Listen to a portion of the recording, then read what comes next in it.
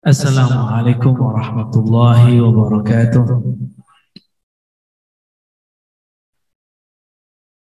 Alhamdulillahilladzi barakana bil yaqazah wa bil hayah. Walhamdulillahilladzi ja'alana min alladhina yuqimuna as-salah. Walhamdulillahilladzi ja'alana min adh-dhakirina Allah katsiran. Walhamdulillahilladzi ja'alna minal musabbihina bukratan wa asila. أشهد أن لا إله إلا الله وأشهد أن محمدا عبده ورسوله. اللهم صل وسلم وبارك على سيدنا محمد وعلى آله وأصحابه ولبيته والمهد خليفته وسلم. Baik para ustadz sekalian, keluarga besar Al-Ma'sum, semoga sesuai namanya Al-Ma'sum yang dijaga oleh Allah Subhanahu wa taala. Jamaah subuh yang lagi kedinginan, ini kayak di negeri mana nih ya, subtropis. Tapi saya ingat tadi, maka saya pakai baju yang ngepas-ngepas semua. Singletnya ngepas, di dalamnya pakai ngepas. Jadi nggak menggigil-gigil amat lah, kayak Ustaz Halim. Padahal orang sini, orang Bandung ya, Bandung panas juga.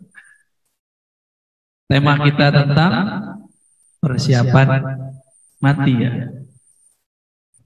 Kalau kita mau bersiap mati, maka harus tahu dulu setelah mati itu ditanya apa, mau menghadapi siapa.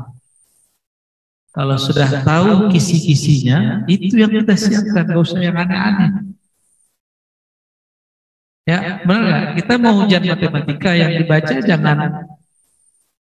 jangan IPA. Kita mau ujian bahasa Inggris, yang dibaca jangan bahasa Indonesia. Kita mau wafat, mau meninggal, apa yang ditanya nanti di dalam kubur? Itu yang mau disiapkan. Udah selesai berarti pengajian ya? Kan udah tahu mau ditanyanya apa. Ntar ditanya apa? Mana buka, selesai dah. Tapi tidak semudah itu ya. Setelah orang wafat, setiap orang wafat, apapun agamanya, maka dia tanya, nanti masuk ke sana bahasanya bahasa jiwa, bahasa ruh, maka semuanya pasti mengerti bahasanya. Jadi nggak mesti kursus bahasa Arab dulu biar bisa jawab ya. Bertanyalah malaikat Mungkar dan Nakir. Itu sebenarnya posisinya udah panjang itu. Dihisap dulu sebenarnya, hisap awalan. Jadi sebelum ditanya itu dihisap dulu. Ada hisapnya. Cuma penjelasan itu tidak terlalu detail dalam riwayat-riwayat hadis. Ini kain yang saya pakai ini dihisap. Kopiah yang saya pakai ini dihisap nanti. Apa semuanya? Handphone itu dihisap. Cincinnya Ustadz. Dihisap semua, dikasih dari mana, siapa gitu kan. Kan ada yang nyolong, kalau Ustadz insya Allah nggak ada yang nyolong lah. Setelah selesai hisap kecil, saya menyebutnya hisap satu ini, baru masuk bab interogasi. Ini masuk kalau kita keluar negeri ada namanya imigrasi, benar nggak? Nah ini imigrasi barzakh. Imigrasi barzakh. Ustaz Halim dulu pernah ditahan nggak di imigrasi? Nggak pernah ya? Langsung dilihat paspor. Oh sesuai muka wajahnya. Ya iyalah muka wajahnya sama. Sesuai namanya wajahnya dengan orang yang lewat. Waktu kami masuk mau masuk ke Al-Quds, kita kan semuanya ke Al-Quds ini jarang diceritakan orang. Kalau kita masuk ke Al-Quds, ke Palestina, itu Palestina nggak punya otoritas apa-apa. Kita masuknya yang urus imigrasinya Israel. Jadi kita bayarnya ke siapa? Ke Israel. Jadi kalau bawa bantuan ke sana bisa masuk? Nggak bisa masuk. Kecuali ada jalur lain. Dan jalur lain ini rumitnya bukan main. Maka kalau ada donasi-donasi ke sana, harus benar-benar dipastikan ini kerjasamanya pemerintah dengan pemerintah atau bukan. Kalau nggak pasti masuk kemana-mana. Ya, susah kasusnya. Jadi kita ngasih paspor nih, salah buka halaman langsung ditahan. Gaya benar tuh orang. Perempuan lagi ya, perempuan gendut, matanya belagu banget. Aduh, belagu amat ya, udah diusir dari masa ke masa, sekarang belagu dalam hati. Ya dalam hati kita zikrullah aja. Kawan kita pipis di celana deh. Ustadz padahal ngos Ustadz. Itu baru hisab bumi, hisab antar negara. Gayanya nggak tahu itu sengaja apa nggak sengaja. Jenggotnya lebih panjang gantung Ustaz Ali. Ya. 3 tuh, saya, si gaetnya, satu lagi saya lupa. Yang gaetnya bilang, tolong urusin ya, saya kalau toilet dulu. Itu kan grogi namanya tuh. Lah, jamaah ngurusin gaet kan namanya. Udah saya aja ngurus tuh. Jangan pakai bahasa-bahasa Arab situ. Ya. Ngingglis sedikit kita. Ya, ngebarat-baratan kita gitu ya. Ditanya, ya kita jawab aja. Nah, we are from Indonesia. Oh, ya, kasih lagi. Biasa itu untuk intimidasi aja, ngetes. Kalau di kolbu tidak ada isi nama Allah, udah goyang. Pura-pura pergi ke toilet. Ya udah saya selamatin ini teman saya semua. Ya udah kita ambil. Baru 1, periksa lagi, sampai 7 kali. Gimana tuh Ustaz? Rontok kali kuncinya, cincinnya pecah kali itu. Itu Ustaz, teman kita, itu bisa jawab, bisa jawab deh. Yang lain pada ketakutan. Ya bagi kita kan biasa aja, nggak bisa masuk ya sudah balik keluar, ya kan? Ribet amat, berarti nggak jodoh gitu. Saya nggak panik-panikan orangnya, biasa aja. Nggak bisa jalan ini, jalan yang lain lah. Nggak bisa sekarang. Nah itu untuk bikin kita takut aja, biar kelihatan kalau Israel itu, masya Allah. Ya tapi itu hak mereka kan, karena mereka yang berkuasa di wilayah perbatasan situ. Mungkin karena ini Israel ini dibenci di mana-mana ya, jadi pemeriksaannya begitu. Masuk, alhamdulillah. Ini baru imigrasi bumi, dunia. Kita ditanya-tanya, ya. Gimana nanti kalau imigrasi di situ yang nanya malaikat berpangkat Mungkar dan Nakir. Ditanya, man rabbuka? Siapakah Rabbmu? Siapakah yang engkau jadikan Rabb? Apa arti Rabb? Yang ngasih rezeki atasan atau Allah? Beneran. Yang ngasih rezeki waktu kita kecil orang tua atau Allah? Jadi nanti orang yang bergantung kolbunya kepada ayah ibunya, dia jawab sama aku. Digampar langsung sama Mungkar Nakir. Mana Rabbuka, ditanya itu terus. Jangan dikira pertanyaan itu sebentar. Itu pertanyaan bisa terasa ribuan tahun. Seperti teman saya tadi. Pertanyaannya cuma, itu kalau dihitung cuma 15 menit sampai setengah jam karena rombongan. Tapi mereka merasa itu berjam-jam. Saya aja ya dari dulu memang paling males jadi gitu ya.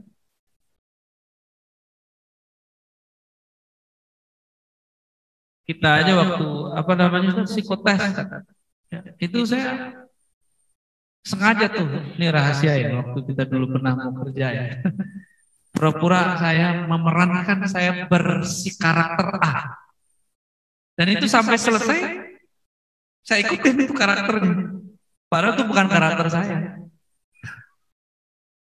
Ya, biar waktu di sana kita seakan-akan itu bukan diri kita. Aktor-aktor yang bisa main film, main sinetron itu kan karena dia bisa menghayati itu. Ya, sesekali boleh lah ya kita memerankan aktor apa gitu. Jadi pura-pura bego boleh, tapi santai. Kalau punya santai gitu. Jangan nunjukin kalau kita alim. Orang-orang yang menggantungkan dirinya kepada obat, hatinya mengatakan kesembuhanku pada obatku. Dia bilang, man rabbuka, dijawab sama orang ini. Robku adalah obat. Langsung gampang. Biarin lagi, bertahun-tahun lagi. Silakan minum obat, tapi minta sembuhnya kepada Allah. Orang-orang yang hidupnya cari makan, berarti Tuhannya siapa? Makanan. Maka nanti ketika dia ditanya, man rabbuka, jawabannya apa? Rabbi ta'am. Makananku adalah apa? Tuhanku adalah makanan. Hidup untuk makan. Saya sedih ketika orang udah susah hidup. Ngomongnya gimana? Yang penting hidup bisa makan, Ustaz. Astagfirullah. Yang penting bisa makan, Pak. Jangan gitu lagi ngomongnya. Apa bedanya kita dengan makhluk-makhluk hewan itu? Ya. Mereka hidup untuk makan. Itu mereka hidupnya untuk makan. Kita dikasih akal. Makan untuk hidup. Berarti bisa makan apa aja tuh. Yang penting hidup. Yang penting halal. Jadi mulai pagi ini coba kita tata kolbu bahwa saya hanya bergantung kepada Allah. Allahus samad. Aku hanya menggantungkan harapan kepada Allah Subhanahu wa taala. Nah, ini perlu tuh ya. Cantolin kolbunya kepada Allah. Jangan cantolin kolbu ke anak. Jangan cantolin kolbu ke pasangan. Ya nggak boleh. Nanti ditanya, siapa Robmu? Laki gua. Waduh, lama itu lama. Jadi pertanyaan man Robbuka itu bisa bertahun-tahun lamanya itu. Lama rasanya di sana. Kita ngitungnya 40 hari atau 7 hari. Itu di sana hitungan imigrasi barzakh itu baru sekian persen daripada lamanya alam akhirat, kan di awal dari akhirat. Kalau surga itu pagi sampai sore sama dengan 500 tahun dunia. Ya kalau di alam barzakh itu kalau kita buat kalkulasi biar gampang ngapalinnya. Satu harinya adalah 50 tahun. Ini biar gampang aja ya. Hitung satu pertanyaan. Dibiarin 50 tahun. Setelah 50 tahun ditanya lagi dari 50 tahun. Nah, itu masa si nafsi jiwa yang mati itu mencari jawaban. Maka sebenarnya Allah mengizinkan kepada para ruh, para arwah untuk mencari syafaat, mencari guru di alam barzakh. Itulah rahasianya kenapa di alam barzakh itu orang nggak berhenti ngaji, semuanya mau jadi santri semua. Tapi santrinya bukan santri fikih lagi, bukan belajar ilmu taklif lagi, ilmu yang wajib, yang tidak wajib bukan. Dapat pahala ada apa enggak? Mereka sekarang belajar ilmu namanya ilmu ta'rif, ilmu ma'rifatullah, ilmu ma'rifatur Rabb. Karena pertanyaannya mana? Jadi dicari kemana-mana. Allah izinkan mereka selama 7 hari, lalu 40 hari. Kalau nggak lolos 7 hari dikasih 40 hari.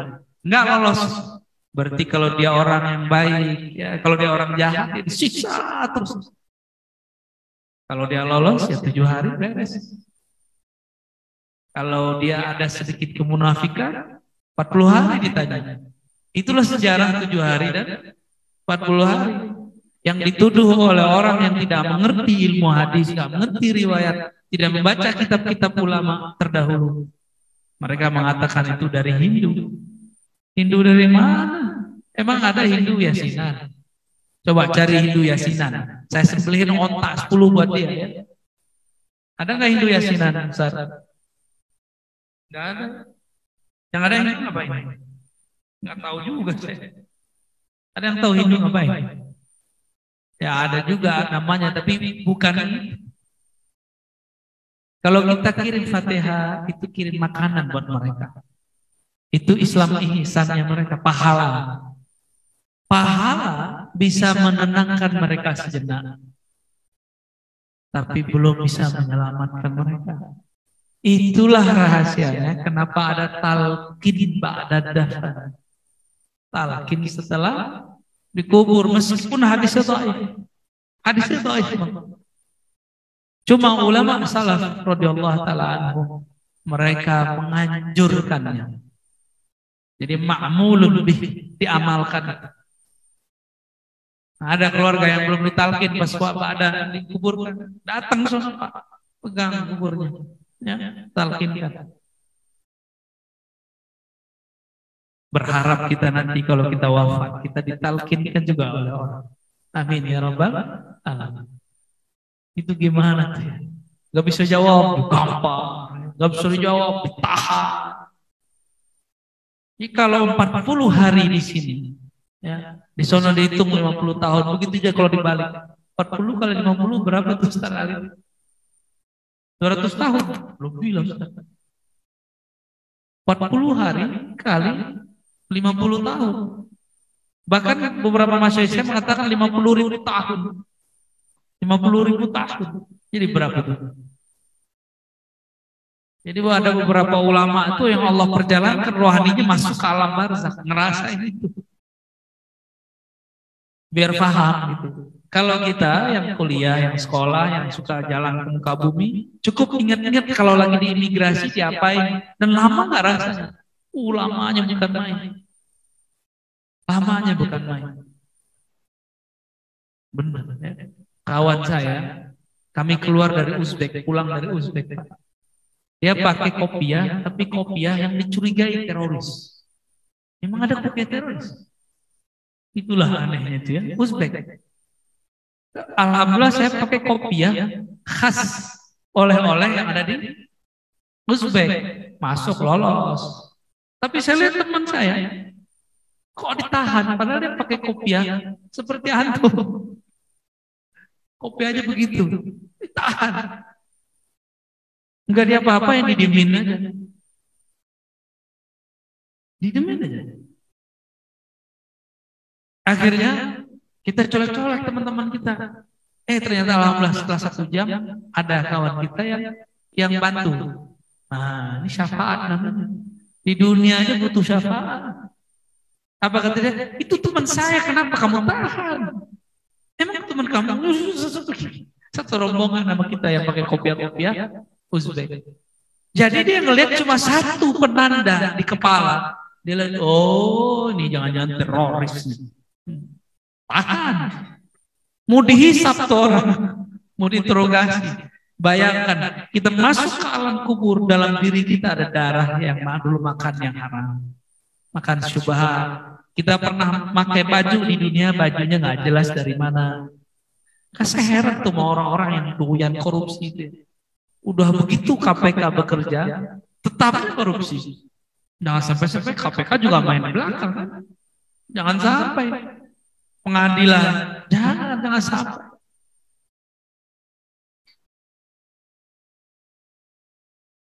Semua Pak, ini sajadah ini yang saya dudukin, dihisap semua. Kamu duduk dari mana tuh?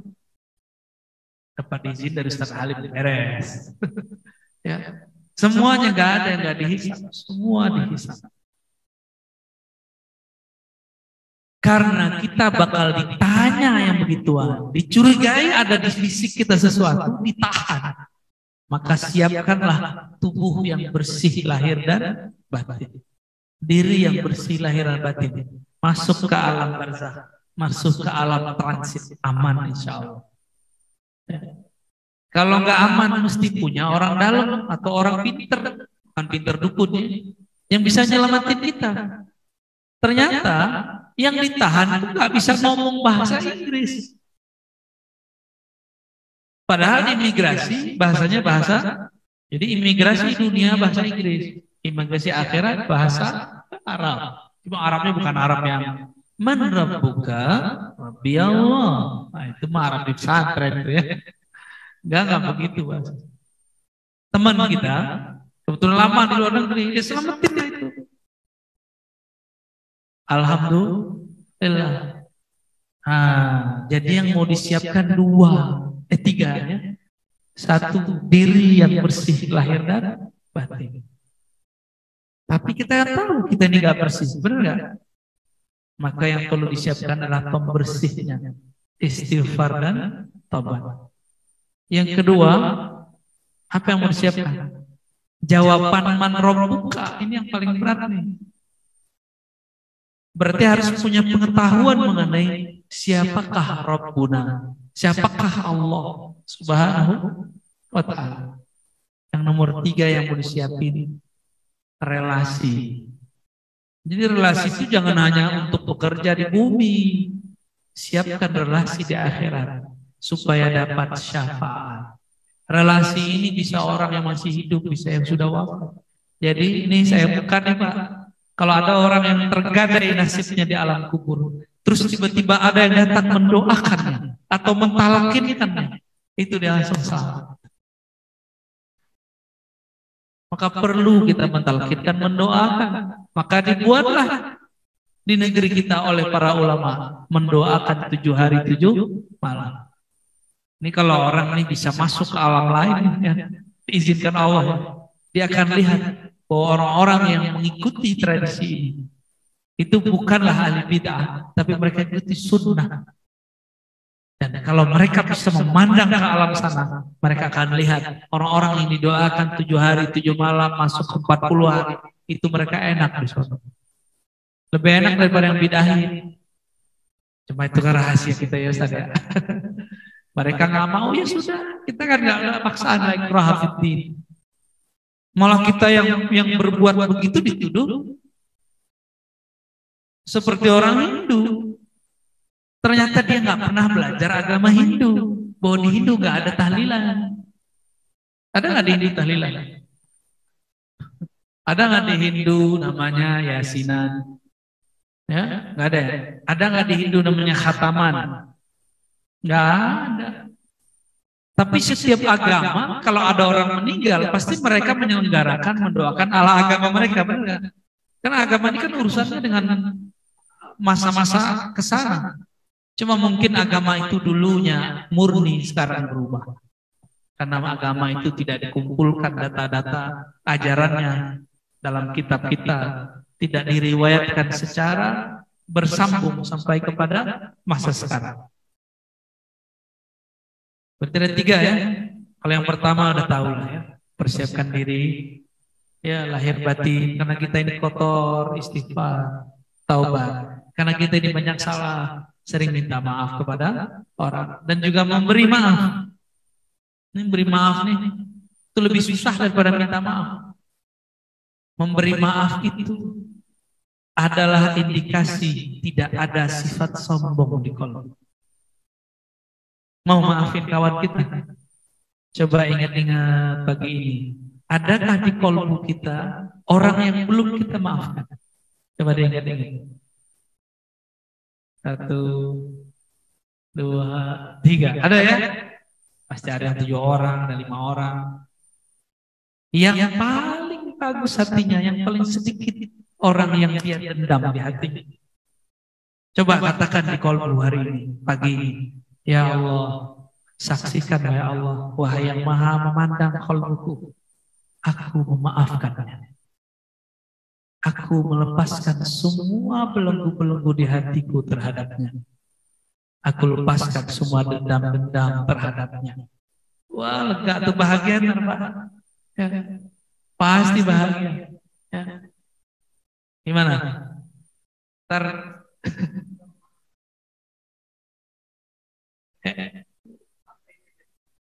yang penting maaf dulu.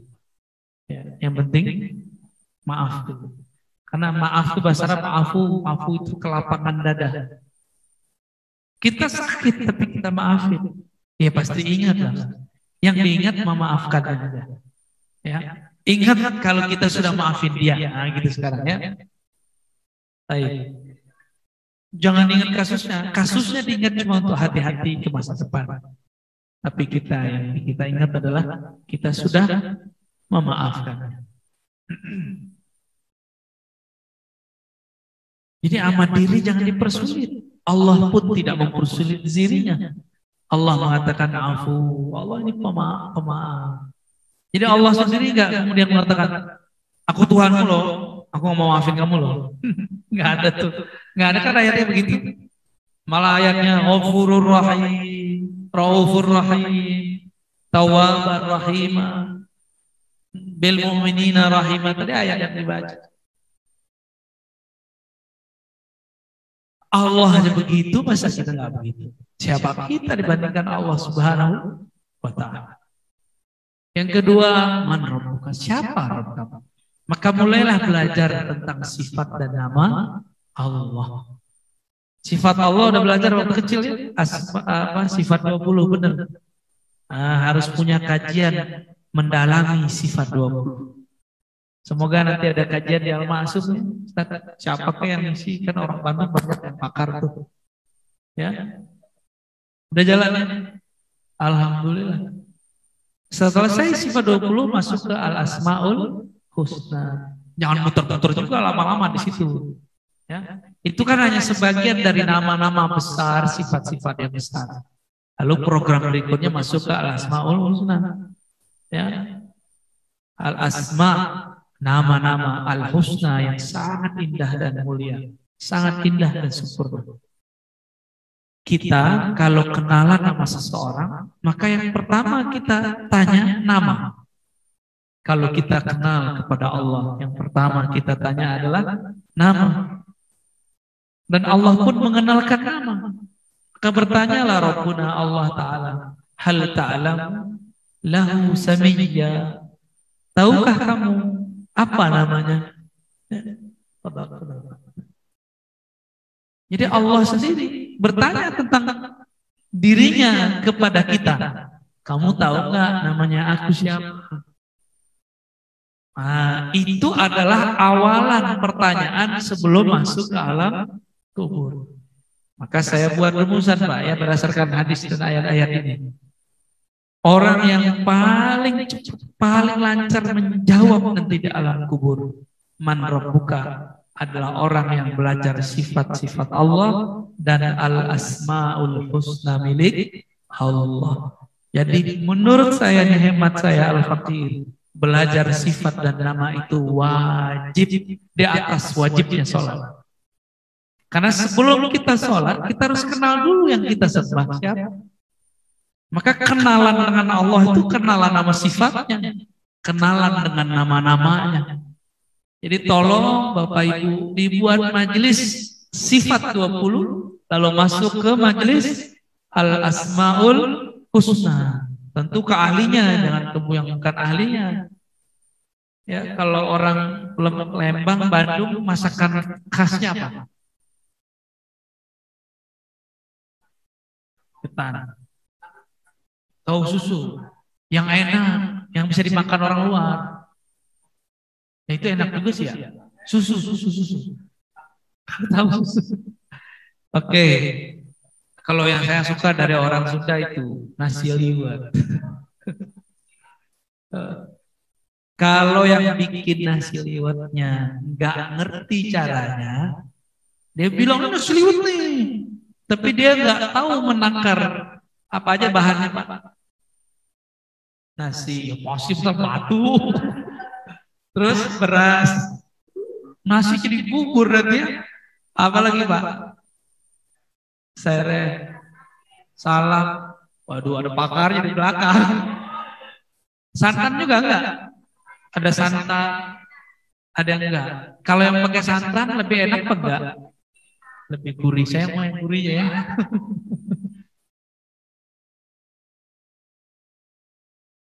Dikasih apa teri kan, ikan asin, sambal, wow, bawang, bawang. Tiba-tiba ada orang ngaku dia punya nasi liwet, tapi nggak ada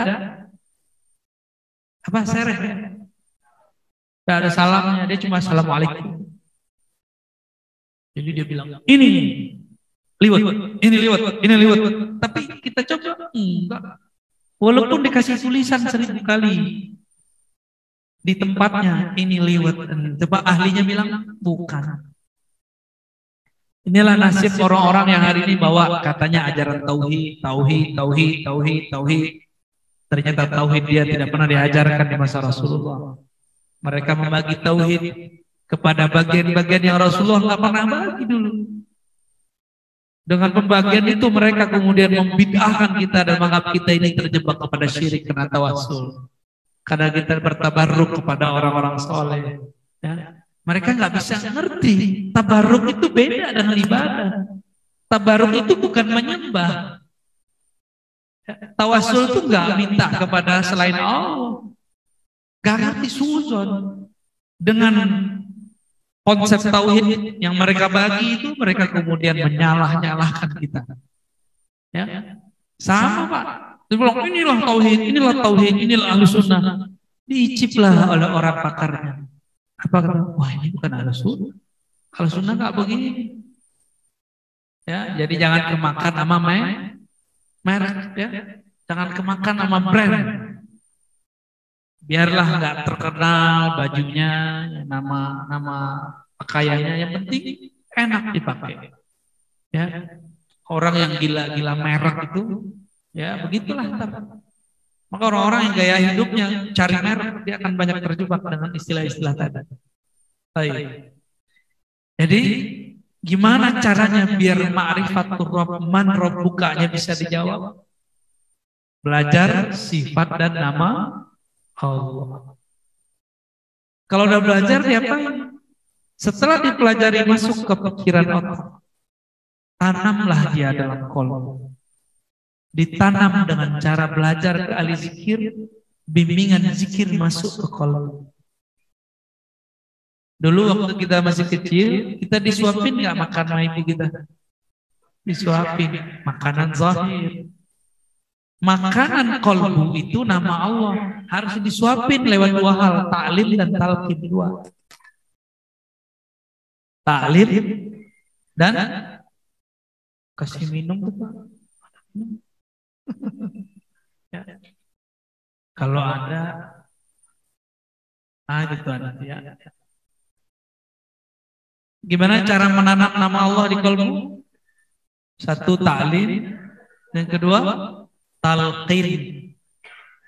Ini ta'lim aja belum, kapan talqinnya ya? Tapi ada juga di luar sana, talqin udah, ta'lim belum. Jadi dia zikir, dia nggak ada rasa zikirnya karena talqin apa sih? Nggak ada rasa deh. Karena dia nggak kenal siapa nama yang disebut, yang sedang ditanam di kolbunya, dia nggak tahu. Ternyata kolbu ini ibarat tanah. Biji tumbuhannya adalah asma Allah. Kalau kita membaca nama Allah di kolbu, dia akan tumbuh. Jadi kalau tadi zikir itu diterusin pagi sore, itu tumbuh dia Pak. Kalau dimulai dari kolbu. Kalau dimulainya cuma dari hafalan, nggak tumbuh. Maka carilah guru, carilah syekh, carilah mursyid, carilah ahlinya yang bisa mentaklimkan al-asmaul husna dan mentalkinkan. Kadang ada yang ahli talqin, tidak ahli ta'lim. Ada yang ahli ta'lim, tidak ahli talqin. Beruntunglah kalau ketemu guru yang bisa dua-duanya. Dia bisa ta'lim al-asmaul husna dan dia bisa talqin. Talqin itu menyuapkan nama Allah masuk ke dalam qalbu. Ya, karena tidak semua orang mampu menyuapkan. Tapi sebenarnya kalau sudah belajar taklim Asmaul Husna, ada getaran saat belajar Asmaul Husna, dia sudah masuk sebenarnya. Ya, sudah masuk. Sudah terjawab ya? Gimana ma'rifatul Rabb? Jadi ma'rifatul Rabb dengan belajar Asmaul Husna, sifat Allah, lalu ditalqinkan dengan zikir. Di kolbu ini tanaman-tanamannya, kebun-kebunnya itu sama dengan kebun surga. Kita tanam nama Allah di sini, dia menjadi cahaya di sini, di surga menjadi pohon.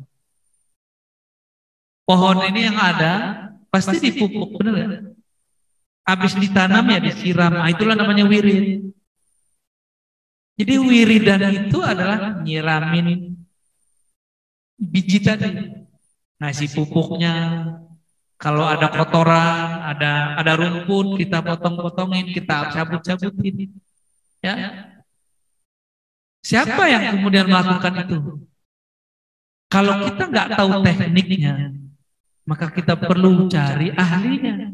Bisa nggak pohon itu ditanam sendiri? Orang yang punya tanah ini nanam sendiri atau minta ke ahlinya? Minta ke ahlinya. Apalagi urusan menanam nama Allah di kolbu. Ya. Nah, cari ilmu itu ya. Mumpung masih ada nyawa, masih ada badan, masih ada ruh di badan ini. Nagih nih, nantilah maksudnya. Kalau sama saya ada syarat, harus zikir dulu ya Hayyu Qayyum minimal sebulan atau 40 hari. Ba'da sholat 40 kali atau minimal sehari 200 minimal. Kalau bisa sehari 1000 2000. Karena itu menggemburkan tanah. Ini saya mau tanya kepada orang yang rawat tanah, tumbuhan. Sebelum kita nanam, kita gemburin dulu nggak tanahnya? Ya, digemburin dulu ya, benar. Benar, apa benar? Iya, digemburin dulu ya. Tuh. Garpunya namanya Hayyu Qayyum. Jadi baca Hayyu Qayyum itu udah sama kayak gitu. Ya, ya Hayyu dibalik dia kan Qayyum. Jadi wahai yang maha menghidupkanku, hidupku bersumber darimu. Wahai Qayyum yang maha menjamin mengurusi semua hidupku, aku serahkan jaminan hidupku kepadamu. Itu makna Qayyum. Dibaca minimal berapa? 40 pada sholat. Sebentar itu cuma 40 detik palingnya, 80 lah. 80 berarti cuma 1 menit lebih dikit. Ya kalau mau ditambah-tambah lah 5 menit lah. Mulai pejam mata kalau zikir. Kalau zikir itu mata jangan kemana-mana. Jadi keong.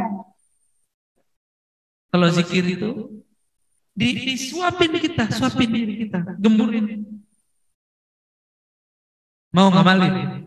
Kalau iya, next kita bantu memasukkan biji nama Allah ke dalam kalbu.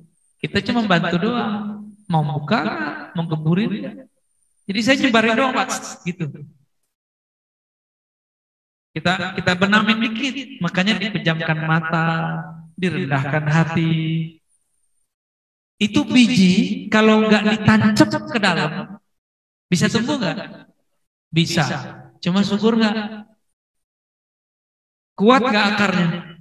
Ya. Jadi kalau zikir cuma diobrol kayak orang, nanam zikir itu cuma lewat tebar-tebaran.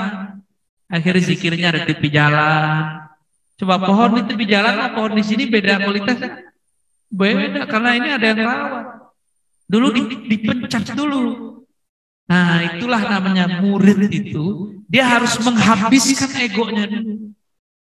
Habiskan dulu pinternya, malesnya, dihabiskan. Dipencet sama gurunya. Jangan tersinggung, harus senang dia. Itu anggap kayak lagi dipijit sama guru kita. Masuklah nama itu ke dalam. Jadi jangan pengen pamer dulu, tunjukkan dulu amalan kita sebelum sir amalannya ada di kolbu. Kalau sirnya sudah di kolbu, mau jahar, mau sir sama. Mau dikeraskan, mau dilembutkan sama. Mau lagi ada orang, lagi nggak ada orang, nikmat zikirnya sama. Ya, begitu ya. Mau beramal ya. Seandainya wafat sebelum nanti, insya Allah sudah dihitung dapat talqin. Ya. Seandainya, semoga umurnya dipanjangkan Allah. Ya. Kalau enggak nanti ketemu di alam mimpinya. Tahu-tahu masuk mimpi udah ditalqin gitu. Pas tidur. Kalau enggak nanti pas sudah masuk kubur. Ya. Banyak Pak yang sudah yang enggak bisa ketemu kita mimpi ditalqin. Itu ruhnya datang. Ya kita talqin sudah. Sama itu hukumnya. Cuma tentu tidak lebih kuat daripada orang yang kalau datang langsung fisiknya. Ya. Bagi saya talqin itu spesial. Maka saya tidak mau talqin itu bijinya cuma ditaruh di atas. Karena tanahnya keras. Harus dilembutkan dulu. Ya. Dilembutkan, digemburkan dulu. Tapi ada beberapa orang yang langsung. Karena memang kalbunya sudah gembur. Ya Hayyu Qayyum itu cuma cara, ada cara yang lain. Ada cara-cara yang lain. Ya. Itu tergantung sirnya nanti ngomong, ini udah gembur nih kalbunya. Talqin, kita talqin langsung. Karena kalbu kenal. Sebenarnya fisik sama fisik kenal. Kalbunya ngomong, nih kalbu anu udah siap, kalbu anu belum. Tapi lebih banyak yang siap apa enggak? Apa-apa, nanti dia ke bawah. Karena kalbu ini jamnya bukan jam sini. Dia bisa lebih cepat, bisa lebih lama. Dia senang, dia terima. Dalam sekejap bisa menjadi gembur. Dia nggak senang. Dia nggak connect. Walaupun 40 hari, tetap tidak ada efek sama sekali. Ya. Itu ya, amalkan itu. Ya, yang terakhir. Cari relasi orang-orang soleh, orang ahli ma'rifat. Bukan soleh doang, ahli yang kenal Allah. Biar kita punya hubungan spesial dengan orang yang kenal Allah, kita ngapain sama dia? Kalau kita punya kelebihan, kita bantu dia. Kalau kita dekat, kita sapa dia. Kita nggak punya apa-apa, kita khidmah kepadanya, kita datang kepadanya, kita ikuti taklimnya. Pak Kiai, Pak Ustadz, saya cuma bisa ikut taklim. Pak Kiai udah senang banget. Udah senang beliau itu. Kita nggak punya sesuatu nih, materi bisa membahagiakan tubuh materinya, nggak apa-apa. Maka Abu Bakar itu, karena Nabi masih hidup, beliau ingin membahagiakan Nabi dengan semua hartanya. Ada yang kuat Pak? Abu Bakar membahagiakan Rasulullah dengan cara memberikan semua hartanya untuk baginda Rasul sallallahu alaihi wasallam. Itu Abu Bakar As-Siddiq radhiyallahu anhu. Nggak ada yang kuat ya. Di sini kalau ada bapak nih bantu kiai, bantu ustadz, istrinya marah. Mas, besok kita makan apa? Loh, emang makan itu urusannya berkurang kalau kita ngasih. Ini kita kasih tahu kepada para istri ya. Tapi istri-istri yang di depan nih baik-baik. Soleha insya Allah ya, ibu-ibu ya. Istri bahasa Sundanya artinya perempuan ya. Benar. Ya, saya pernah ngeliat ada musola istri. Gitu. Musola perempuan kan artinya? Ya. Musola perempuan depan ngerti. Bahkan saya kaget beberapa perempuan, beberapa istri-istri itu pasangan ngelarang suaminya ngasih ibunya. Nauzubillah min dzalik. Padahal dia ketemu gede. Ya. Yang gedein laki dia siapa? Ibunya. Seharusnya dia bilang, Mas, Kang, jangan lupa kirim untuk ibu kita. Ini istrimu juga bakal jadi ibu.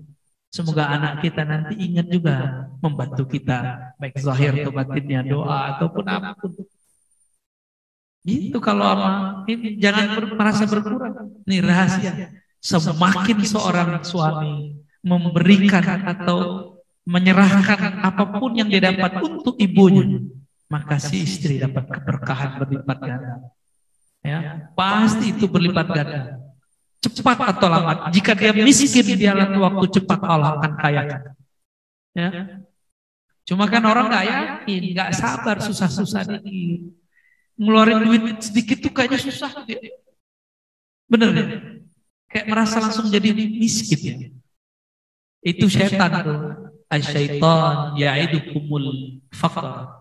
Ya, gitu ya Pak isi ayatnya. Setan itu menjanji-janjikan, mewas-waskan kepada kalian kefakiran. Nah kalau kebetulan dapat istri begitu, kasih tahu deh, Neng, ibumu. Aku bisa seperti ini karena ibuku lebih dulu merawatku. Ya. Aku ketemu gede kepadamu. Nah, kita harus benar-benar kasih pengertian. Pelan-pelan juga jangan bilang, kamu nih perempuan tidak soleha. Jangan begitu. Laknat Allah. Gak gitu juga. Ya. Biasa itu perubahan-perubahan begitu. Kecemburuan. Jadi Ustadz Halim ini kalau menikah itu yang cemburu dua perempuan. Ibunya sama istrinya. Ya. Cemburu. Jadi si ibu itu cemburu anaknya diambil. Bukan cemburu ibu yang satu lagi. Atau modus aja nih. Biasanya aneh yang modus, sekarang yang modus. Memang ustadznya begitu ya. Selamat, antum sah jadi ustadz. Udah ya, cukup. Barangkali itu oleh-oleh pagi ini. Carilah ilmu apa tadi yang pertama? Yang pertama dulu, bersihkan dulu. Jadi gelas nih kalau kotor, airnya bersih. Saya mau minum nggak? Bapak nih, gelasnya kotor, airnya bersih. Mau minum nggak? Bersihin dulu, ya. Ini kayak gelas Pak di dalam, bersihin dulu. Masuk nama Allah, baru dia bisa minum. Ya, itulah rahasia taubat setelah baca Hayyul Qayyum. Kenapa baca Hayyul Qayyum tidak nikmat? Karena taubatnya tidak ada. Jadi kepada yang sudah ngamalan ya Hayyu ya Qayyum, tapi kok nggak nikmat-nikmat, berarti taubatnya belum. Semoga nanti ada masa kita berkumpul bersama-sama di mana ya kita buat talqin berjamaah. Al-Masum siap fasilitasi ya, kita buat talqin jamaah terbuka. Insya, cuma kapan saya belum dapat kabarnya ya. Itu kabarnya langsung dari sirkolku. Ya, kapan nanti saya kabar-kabar. Insya Allah Ta'ala. Ya. Yang pertama tadi itu, yang kedua ma'rifatur dengan cara mengenal sifat dan nama. Yang terakhir mencari relasi, bahasa lainnya orang dalam atau syafaat. Ya, semoga kita termasuk orang yang sedang mempersiapkan itu. Amin ya rabbal alamin. Mohon maaf salah kurangnya. Assalamualaikum warahmatullahi wabarakatuh. Waalaikumsalam warahmatullahi wabarakatuh.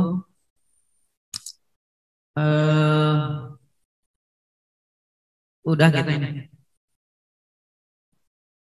Itu apa? Oh, air. Lah, airnya baru dikirim, Bu ya. Airnya buat jamaahnya baru dikirim. Ah, ya, bagian. Boleh ada? Hah? Oh gitu. Oh ya udah, kasih yang ini. Salah sangka saya. Oh sorry, anget ya. Nah, Umi nggak ngasih tahu masalahnya.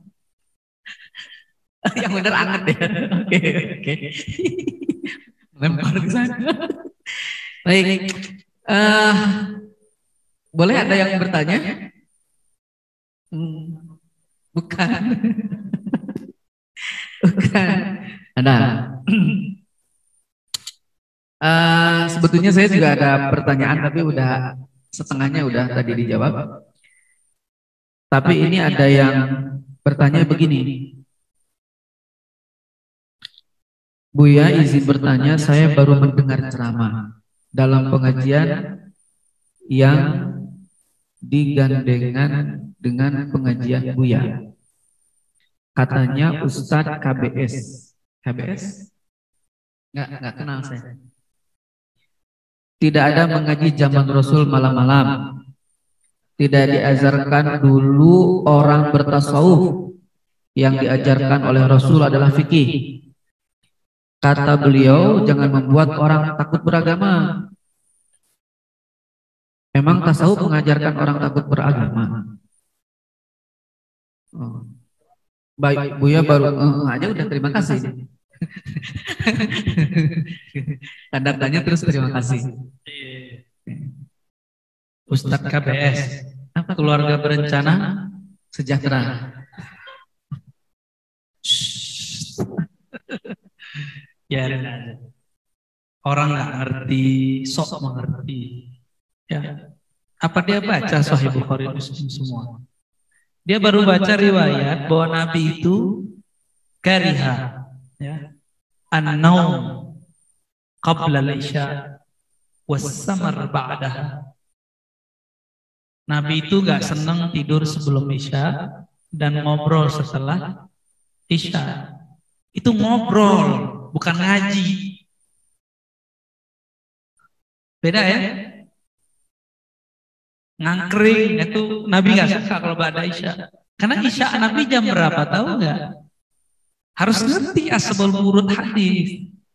Mau pakai hadis Bukhari tapi nggak dapat sanadnya, itu akibatnya. Ngaku-ngaku manhaj sunnah, ya sanad manhajnya nggak ada. Oke, dapat sanad ijazah kitabnya, ijazah pemahamannya dapat. Nabi itu kalau isya hampir jarang isyanya di awal waktu. Baca hadisnya semua. Gak usah jauh-jauh kalau nggak khatam Sahih Bukhari, Bulughul Maram. Ya. Nabi itu kalau melihat orang banyak, badar menyegerakan sholat isya. Tapi menyegerakannya jam berapa? Nggak ada. Nabi itu sholat isya berjamaah di masjid lebih awal waktu itu nggak ada, jarang. Kecuali orang lagi rame. Sesekali aja. Yang paling banyak Rasulullah itu mentakhir sholat isya. Jadi ini tolong diluruskan nih orang-orang awam dan ustadz awam. Ustadz kok awam. Ya. Afdalus sholat fi awwali waqtiha kan gitu.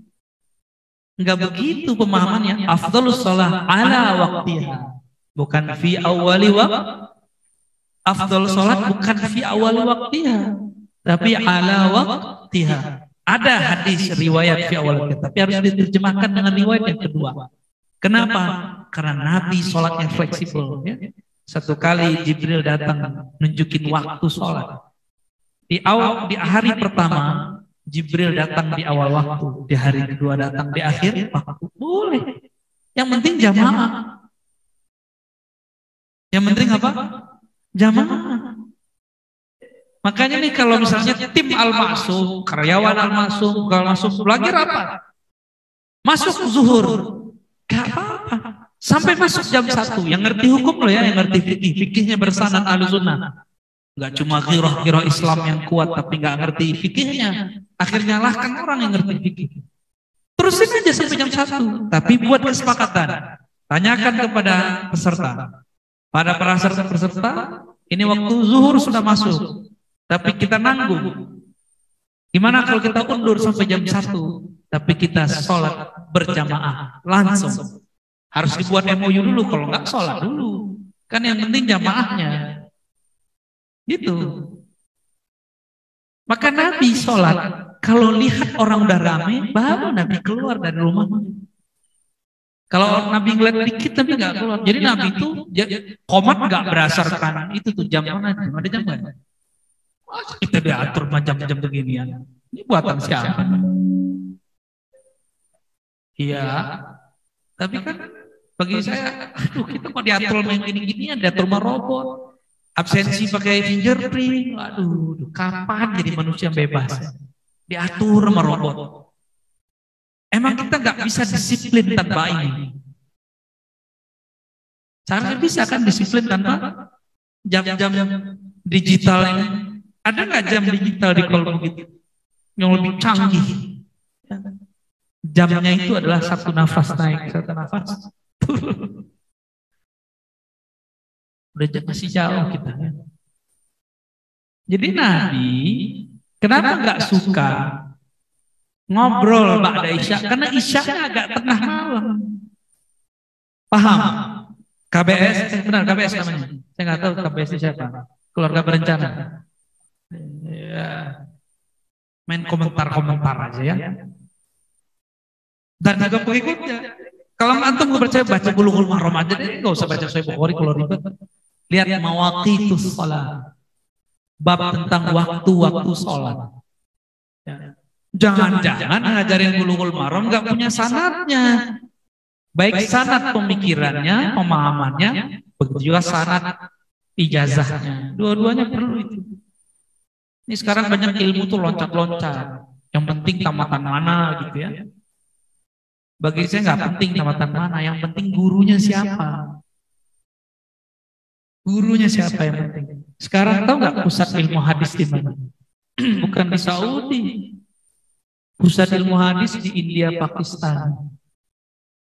Nizamuddin, Duwaiban, apalagi itu banyak sekali tuh. Haidar Abad, guru saya orang Haidar Abad.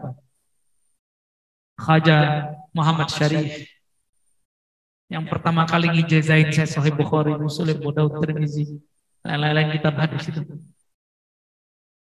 Ternyata sanadnya ke Syekh Yasin.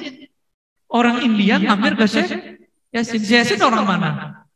Al-Fadani. Orang kampung saya, Pak. Saya baru ngerti setelah ngaji kepada orang luar. Kan PA juga kita nih, Pak ya. Saya malu, ya Allah, ini apa yang salah pada anak? Makanya saya kejarlah ketinggalan itu. Mulai dari 2004, 2005, 2006 saya mengejar ketinggalan itu. 2006 mulai itu kenceng sekali. Sampai sekarang alhamdulillah kita masih belajar. Kita masih santri kok ya. Masih ngaji saya ini. Saya bukan ustadz semata-mata ya, tapi saya jelas seorang santri. Itu penjelasan hadisnya.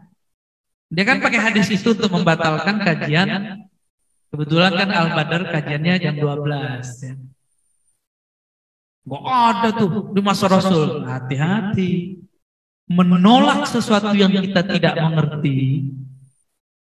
Padahal ada. Itu bagian dari berbohong atas nama Rasulullah. Yang berbohong sengaja masuk neraka. Hadisnya jelas. Man kadzaba alayya muta'ammidan falyatabawwa maq'adahu minan nar. Siapa yang berbohong sengaja atas namaku, siap-siap tempat tinggal di neraka. Cuma saya husnuzon juga ya. Mungkin dia tidak paham aja, bukan sengaja bohong ya. Atau takut nanti jamaahnya ikut kita. Lah kenapa kamu takut kalau jamaah ikut ustaz lain? Bersyukur dong, tugas kita dah berkurang. Ya. Apalagi yang pertama itu, terus apa tadi? Terjawab sudah semua. Tasawuf bikin takut. Antum udah belajar tasawuf sama aneh belum lewat online? Bikin takut atau bikin senang? Bikin takut atau bikin kecanduan belajar? Bikin nyaman, coba ngomong Ustaz. Bikin apa? Yang keras dong Ustaz pakai mic. Bikin nyaman. Apa? Belajar tasawuf? Iya. Bikin takut atau bikin nyaman? Bikin nyaman, bikin tenang. Yang bikin takut itu mereka. Bikin bid'ah, ya kan? Bikin neraka. Kita beda sama mereka. Langsung bilang, kamu hati-hati.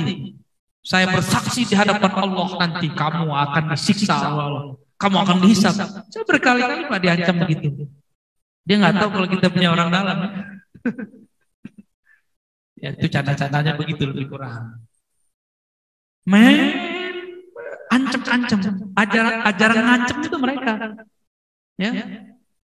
Mereka nggak punya tasawuf tapi minjem nyuri istilah kita namanya tazkiyatun nufus. Itu kan istilah di kitab tasawuf. Cuma karena malu sudah menyalahkan tasawuf, pakai aja satu bab dari situ.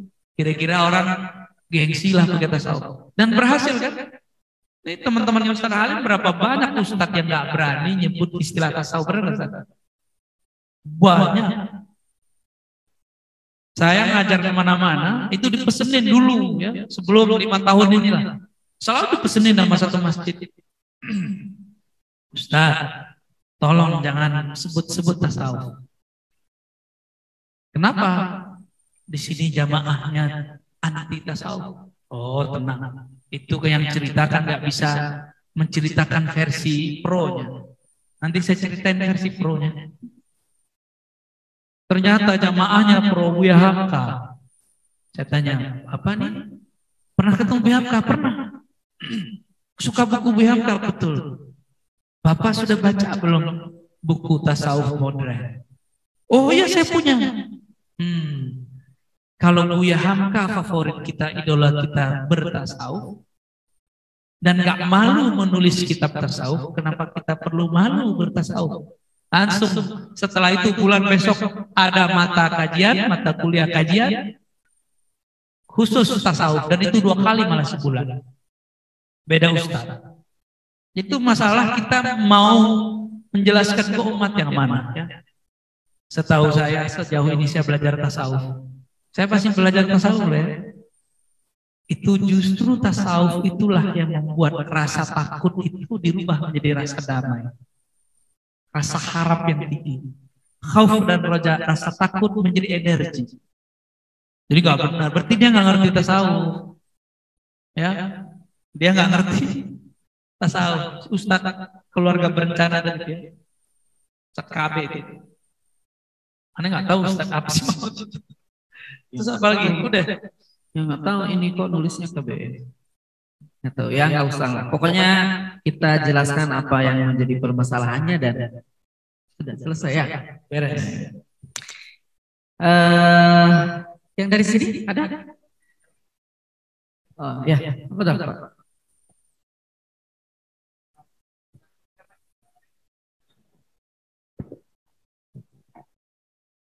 Jadi Bu ya, satu pertanyaan saja. Ini mungkin berawal dari pengalaman saja.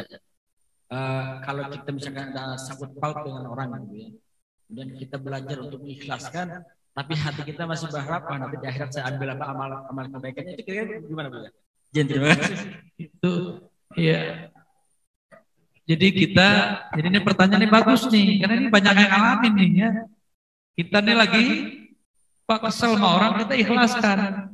Tapi berharap, awas lo, ntar kebaikan lo gue ambil. Saya kasih tahu kok ya, kita nggak akan kesempet minta ke orang.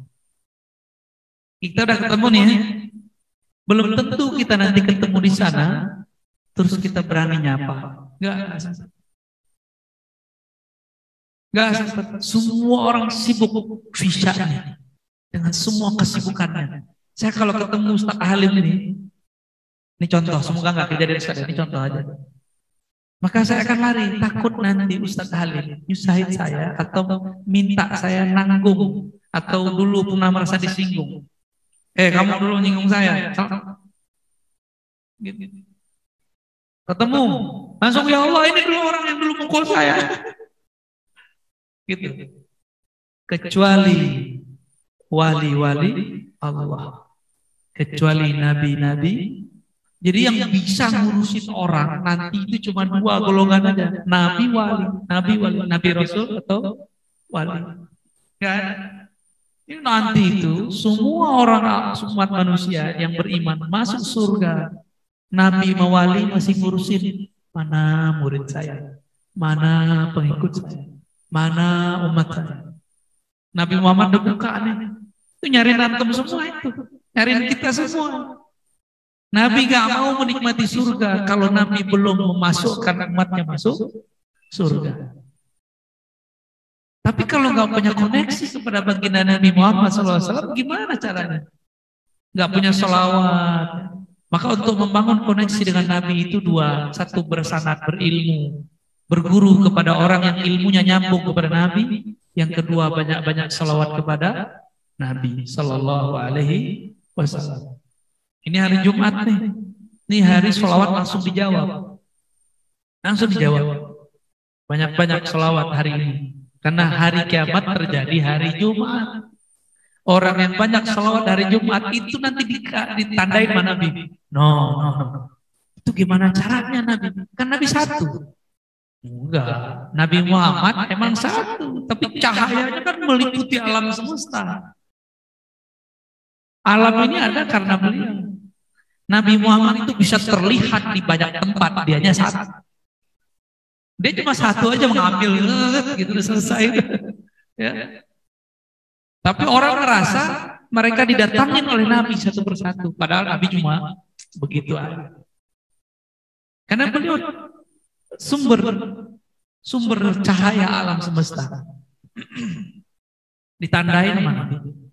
Maka pasang di badan ini penandaan, pencirian simahum fi wujuhim min athari sujud, tanda-tanda sujud, tanda-tanda sholawat, tanda-tanda sedekah, tanda-tanda silaturahim, yang paling berat tanda-tanda di kolbu, pernah memaafkan orang lain dan tidak berharap lagi mengambil sesuatu darinya. Ya, udah nggak usah, nanti Allah yang ganti. Yang diganti Allah lebih bagus daripada yang diganti sama dia. Gitu ya. Wallahu a'lam bishawab. Ya, Buya minum dulu. Bangga Bapak Ibu minum dulu. Nah, kalau yang saum ya nggak apa-apa. Kita tidak tersinggung. Kalau ada yang lagi saum apalagi yang kodok, ya nggak apa-apa ya. Kemudian, ya ini yang tadi Buya nanya udah kejauh semua belum? Oh belum, katanya ini satu lagi. Lebih penting tasawuf daripada fikih. Saya kira boleh mungkin. Baik. Lebih penting tasawuf dari kitab fikih. Kata Ustadz itu lebih penting fikih. Ini itu bukan masalah penting nggak penting. Ini masalah mengerti definisi ilmunya atau tidak. Nah, coba dengerin ya. Yang pakar ilmu fikih itu Imam Ghazali. Yang pakar tasawuf itu Imam Ghazali. Apa kata Imam Ghazali di kitab Ihya Ulumuddin? Kitab yang mereka benci karena mereka nggak ngerti isinya. Terhijab oleh ada beberapa hadis yang mereka pemahaman hadisnya nggak lebih banyak dari Imam Ghazali. Imam Ghazali itu hafal ribuan hadis. Sunan Abu Daud dia hafal. Ajza ibn Abi Dunya dia hafal. Ya. Bahkan Sahih Bukhari itu banyak beliau hafal. Beliau wafat Sahih Bukhari di dadanya. Cuma beliau bukan pakar meneliti hadis sahih dan tidak sahih. Tapi kalau antum buka Ihya Ulumuddin, pembukaan ayat, hadis, kalam ulama menjelaskan beliau. Selalu begitu. Ya. Hadisnya macam-macam, ada yang sahih, hasan, dhaif, sahih, hasan, dhaif. Kita udah kumpulin yang tidak ada sumbernya. Sekarang nggak nyampe 50. Kalau dulu Imam Subki bilang ada 300-an yang sumbernya nggak ada. Pas kita teliti lagi kan ilmu berkembang. Sumber-sumber kitab lebih banyak ditemukan. Nggak nyampe, bahkan mungkin 20-30 hadis doang yang belum kita temukan sumbernya. Dari 5.000-an hadis. Ya. 5.000-an hadis, ada beberapa riwayat yang berulang-ulang. Kalau cuma 20 berapa persennya? Itu Imam Bukhari hafal langsung. Jadi beliau langsung tulis. Jadi beliau ini seandainya kata Imam Zahabi, seandainya Imam Ghazali ini belajar hadis, maka dia akan melewati kami. Jadi seandainya Imam Ghazali mudahnya mempelajari apa yang kami pelajari, ilmu riwayat, ilmu sanad, ilmu takhrij, ilmu ilal, ilmu jarh wa ta'dil, kami kalah semua sama Imam Ghazali. Tapi tugas Imam Ghazali nggak di situ. Tugasnya adalah ilmu fikih, akidah dan tasawuf. Apa kata beliau?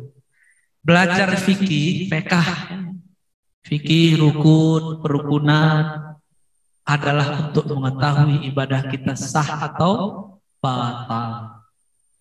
Sah atau batal. Kalau belajar tasawuf agar mengetahui ibadah kita makbul atau mardud. Lebih tinggi mana ilmunya? Makbul artinya apa makbul?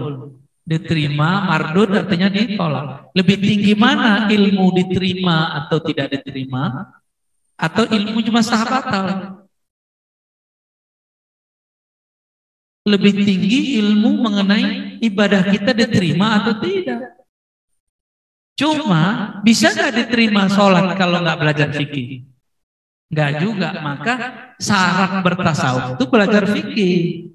Belajar fikih itu gampang. Hafalan semua rukun 13 itu udah selesai. Kalau udah belajar sholat rukun 13, sekarang yang dipelajari sir sholatnya. Benerin dulu syariat ente, nanti aja belajar tasawuf. Kan udah belajar dari dulu, ya kan? Kan udah belajar dari kan orang-orang untuk ngejek tasawuf kan gitu. Benerin dulu syariat ente. Itu cara dia untuk membantah orang belajar tasawuf.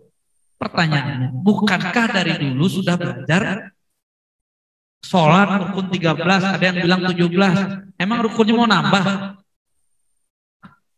Mau ditambahin lagi rukunnya? Kalau mau nambah boleh, silakan. Kali beda. Lebih tinggi mana Pak? Ilmu mengenai sah batal atau ilmu mengenai diterima atau tidak? Sah batal dapat pahala kalau sah, ya, tidak dapat pahala kalau batal. Kalau diterima dan tidak, wah ini lebih canggih, lebih canggih. Ada amalan mungkin zahirnya batil, tapi dia diterima tuh gimana? Kalau sudah kenal, ya. Kalau sudah kenal, dia kenal kita, kita kenal dia. Kita salah, dimaafin sama dia. Tapi kalau kita nggak kenal, bener aja ditanya-tanya dulu. Bener nggak? Anak kita nih salah, kita suruh masuk rumah. Ada orang dah, assalamualaikum, assalamualaikum, belum tentu kita suruh masuk. Anak kita nggak perlu masuk pakai assalamualaikum. Ya bener. Paham ilustrasinya? Ada orang masuk rumah, sebelum masuk rumah dia assalamualaikum, assalamualaikum, sopan. Kita liatin dulu dia, kenal gak gua nih? Kalau gak kenal, tanya dulu siapa, mau cari siapa? Oh sama kayak gitu. Sholat, sama. Sholat kan lagi datang ke Allah. Kalau udah kenal gimana? Gak pakai assalamualaikum, nyelonong masuk. Ah anak gua udah masuk aja. Gitu gak? Kira-kira begitu. Kalau kekasih Allah, sholatnya walaupun tidak sempurna, Allah sempurnakan. Tapi kalau orang sok kenal Allah, ya, sok bener, sok kenal, ditanya balik mau, emang situ kenal aku dari mana? Nggak kenal ya gitu. Tahu ya, kenal enggak? Sampai nanti kelompok-kelompok tadi akan coba mencari kesalahan. Ya kita jawab. Nanti dicari lagi kita jawab. Begitu aja ya. Sampai nanti. Jadi ini pertanyaannya tidak akan menyelesaikan masalah. Cuma masalah yang nanya aja selesai. Nanti yang ustadznya nggak berubah. Kan dia emang lagunya. Menu pengajian dia itu nyalahin tasawuf. Kalau dia nggak punya menu itu nggak rame juga pengajian dia. Baik. Iya iya. Jadi fikih itu penting pada levelnya. Tasawuf penting pada levelnya berarti. Sehingga tidak benar juga orang bertasawuf ninggalin fikih. Demikian juga orang yang senantiasa memperhatikan hanya fikih saja, syariatnya saja, tapi dia tidak memikirkan ini salah saya diterima apa enggak ini. Dia hanya berpikir sah tidak, jadi tidak, udah begitu ya. Kalau orang jualan mah orang bikin produk, dia bikin produk aja yang bagus gitu. Dia nggak mikir produknya laku nggak, gitu mungkin ya. Oh, oke. Iya, karena mau ijazah. Itu ya. Ya nggak apa-apa. Itu bukan korupsi, gratifikasi. Sewaktu kami bertanya, oh ini ada jamaah yang sudah biasa ikut kajian Buya yang dulu pernah dijawab ketika bertanya siapakah yang ditanya di dalam kubur itu, Buya menjawab ruh nafsiyah. Apakah ruh nafsiyah itu? Waduh berat ini. Ya, keep dulu ya. Berat ya untuk mungkin karena kebanyakan jamaah mungkin yang hadir sekarang, mohon maaf ini Umu Hafiz. Nanti satu waktu di kajian khusus mengenai ruh atau hakikat Nur Muhammadiyah, ya ada kajian itu ya. Nanti itu mungkin bisa. Satu lagi juga tentang teori penciptaan alam dari Nur Muhammad. Ini juga mungkin bisa ditanyakan pada kajian tentang Nur Muhammadiyah. Ya. Nggak apa-apa ya Bu ya, skip dulu ya. Baik, yang di Zoom saya kira itu saja. Mohon maaf untuk yang agak berat-berat nanti pada ini kajian khusus Buya ya. Saya melihat dulu dari YouTube. Mataram hadir Malaysia. Oke, terima kasih. Terus yang pertanyaannya mana ya? Penang. Oh ini kalau di YouTube biasanya itu aja ya, daftar hadir. Penang Malaysia ya. Oh ya disapa aja ya, saya sudah hadir. Mana ini? Tadi Mataram hadir. Ini yang nyebutin ininya aja, nyebutin daerahnya. Kemudian dari Penang Malaysia.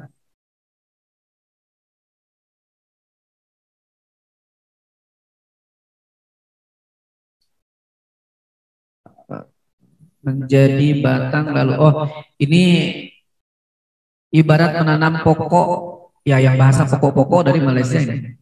Menanam pokok di kolbu menjadi akar yang cabang lalu yang rimbun kalau kita ya. Kemudian rimbun menjadi batang lalu tumbuh ranting dan daunnya dan bunga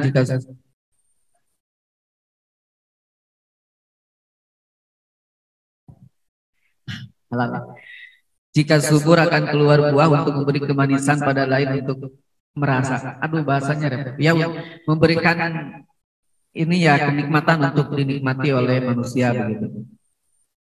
Lalu dibekali bibit iman di kolbunya, iya betul tadi ini.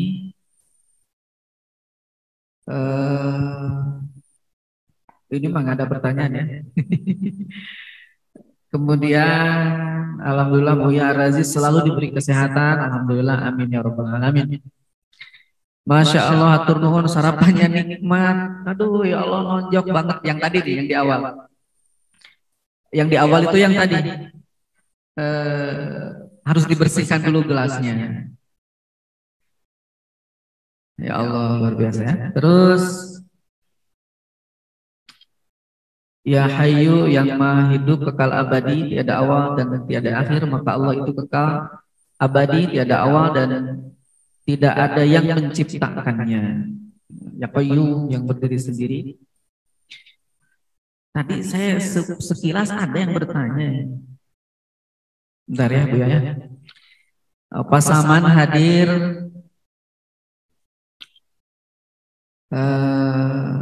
Nah ini ketika tadi ditanya tentang bagaimana belajar tasawuf, ada yang jawab bikin nyaman. Belajar talqin seperti sewaktu saya ikut ISQ di Menara 165 yang lokasi di TB Simatupang. Belajar mengenal nama-nama Allah yang diresapi dengan hati. Lalu kemudian boleh kalau itu nanti Buya akan tanggapi. Lalu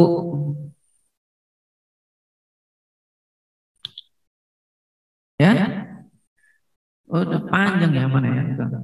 Nggak ada pertanyaan, nggak ada pertanyaan ya Umi ya? Hah? Oh yang di belakang. Oh iya iya. Ada Pak Cepi, ada Pak Burhan. Oh ada juga dari Islam Sempurna. Jadi kenapa masih ada hal baru yaitu bukan ini? Pertanyaan Buya yang dirahmati Allah, apa benar mengamalkan sholawat boleh tanpa mursyid? Itu yang dari Pak Burhan, dari Pak Cepi Kurniawan. Mohon penjelasan atas sumber kebenaran dan kebatilan. Apakah sumbernya sama atau berbeda? Yang mana dulu? Boleh. Yang tadi ketinggalan, yang bilang Islam udah sempurna, nggak boleh ada tambahan. Oh, boleh. Ya, Siap. Islam sempurna. Islamnya Rasulullah, Islamnya ente belum. Ya.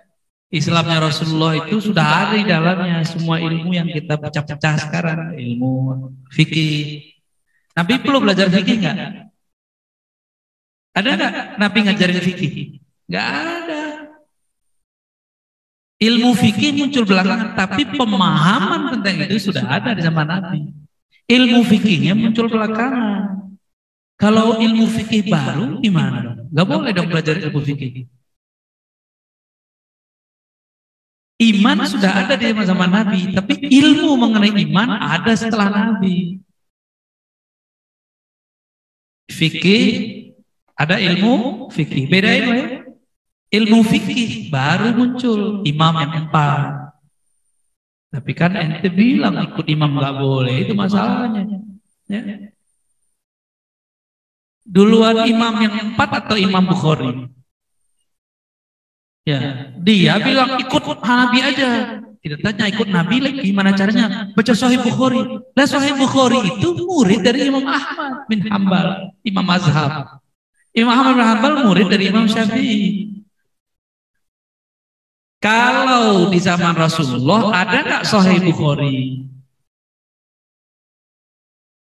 Terus baru dong. Kan al-yawma akmaltu lakum, agama sudah disempurnakan, nggak perlu dong Sahih Bukhari. Logikanya yang benar. Afala taqilun, pakai akal yang benar. Jangan cuma pakai logika sempurna. Ya. Ini bikin gregetan Ustaz Halim, tapi dia nggak berani ngomong, dilewat ya tadi kan. Saya yang bergetar jadi Ustaz. Benar juga, untung namanya Halim. Halim itu kan kembaran nama Sabar. Terima kasih. Dia senyum, jangan-jangan gampang marah nih ke mahasiswa atau ke siswa santri ini. Allahumma sholli ala sayyidina. Gampang senyum ya. Jadi ada orang mengira Nabi itu nggak bertasawuf. Ya, karena Nabi juga nggak berfikih, ya kan? Emang Nabi ikut Imam Bukhari? Nabi ikut Imam Syafi'i nggak? Ikut Imam Ahmad bin Hambal nggak? Ikut Ibnu Taimiyah nggak? Ikut Muhammad bin Wahab nggak? Ikut bin Baz nggak? Ikut Albani nggak? Lah baru semua itu. Kalau masalah baru nggak boleh, waduh, banyak yang harus kita buang ya. Jadi sebelum nanya, sebelum nulis tulisan, mikir-mikir dulu ya. Mikir-mikir dulu, kalam kita ini benar apa enggak. Hisap-hisap dulu. Jangan asal bunyi aja. Semuanya dihisap oleh Allah Subhanahu wa ta'ala. Malu kepada Allah, malu kepada Rasulullah, malu kepada para imam. Ya. Sama imam aja deh malunya. Terus tadi sholawat, boleh nggak tanpa mursyid? Lah perintah sholawat kan langsung dari Allah. Mursyidnya langsung Allah. Tadi ada rahasia sholawat yang dibacakan ayatnya oleh Ustadz Yana. Ya.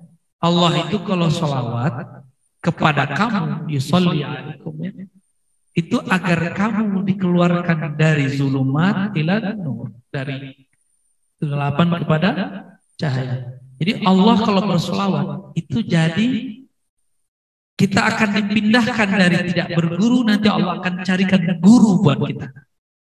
Jadi orang-orang yang bersolawat belum ketemu mursyid, nanti Allah akan pertemukan berkah solawat itu dengan mursyid. Insya Allah. Ya, cukup. Kita tutup. Ya, iya. Saya absen lagi. Kalteng hadir Buya, Ibu Dewi. Kenapa? Kalteng hadir Ibu Dewi. Terus kenal nggak? Enggak ya. Ya, ini ingin dikenal kan? Ingin dikenal, makanya menyebut. Bekasi hadir, Tegal hadir, Singapura hadir, Sukabumi hadir, tuh. Ya ingin disebut. Tegal hadir, Islam sempurna udah tadi. Kalau udah mulai dijawab, jadi terus ada pertanyaan.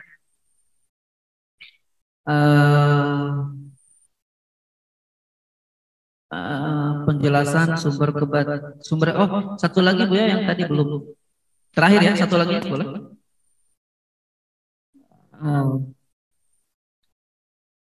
Sumber kebenaran dan kebatilan, apakah sumbernya sama atau berbeda? Sumber kebenaran dan Kebatilan. kalau kita bilang tidak, Tuhannya jadi dua.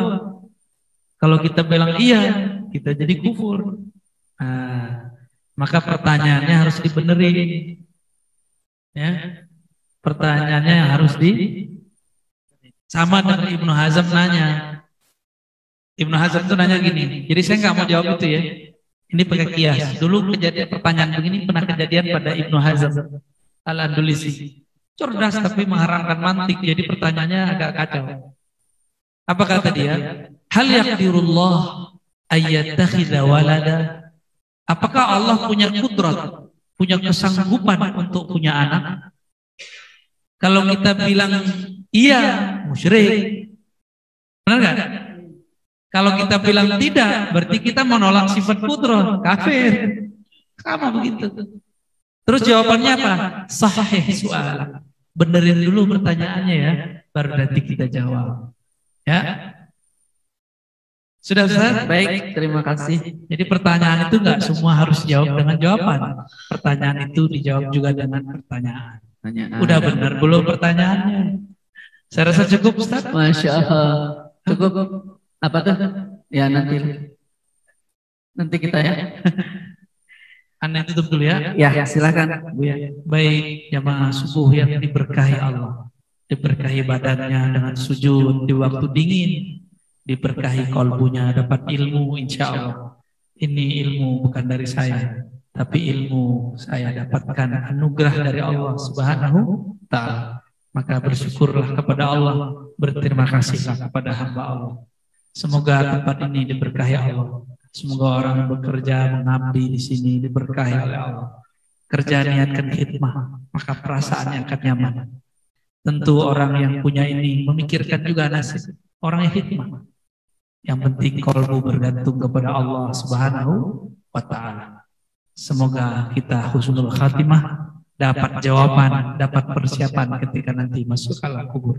Allahumma a'inna ala dzikrika wa syukrika wa husni ibadatik.